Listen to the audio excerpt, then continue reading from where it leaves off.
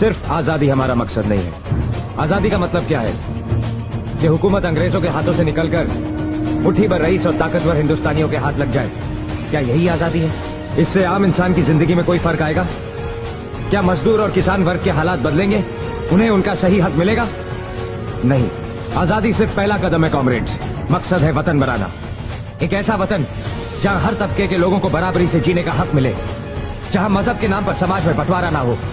एक ऐसा वतन जो इंसान का इंसान पे जुल्म बर्दाश्त न